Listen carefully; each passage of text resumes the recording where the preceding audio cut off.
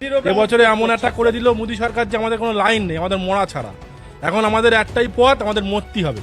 সরকার কি এটাই চায় যে আমরা মরবো? আমরা সরকার এনে নতুন সরকার গঠন করে আমরা কি মরতে চাই?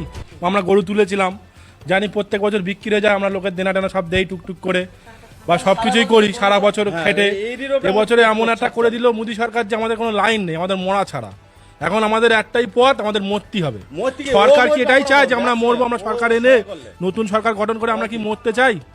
সবাই তো ব্যবসা করতে চাই, কিন্তু ডিসিশনটা কেন টানলো? এখন আমরা একটাই চাচ্ছি, হয় আমাদের গরুগুলো বিক্রি করার অনুমতি দিক, না হলে উনি এখান থেকে এসে গরু নিয়ে চলে যান, আর না হলে উনি পারুক আমাদের হাতে এক বোতল করে বিষ তুলে দিক, আমরা সেই বিষ খেয়ে মারা যাই। এছাড়া আমাদের কোনো উপায় নেই। আমাদের ভুসির দোকানে দেনা, আমাদের সব জায়গায় দেনা, আমরা কি করে চালাবো? এইভাবে তো আমরা তো চালাতে পারছি না। আমাদের পথ এটা দেখাতে হবে, যেভাবে আমাদের পথ দিক, না হলে আমাদের আত্মহত্যা ছাড়া কোনো উপায় নেই। আমার নাম পিন্টু ঘোষ, বামুনিয়া ঘোষপাড়ায় আমার বাড়ি।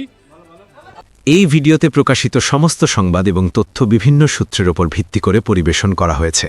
আমাদের লক্ষ্য বস্তুনিষ্ঠ সংবাদ প্রচার করা। কোনো ঘটনার দ্বারা কাউকে ব্যক্তিগতভাবে আঘাত করা আমাদের উদ্দেশ্য নয়।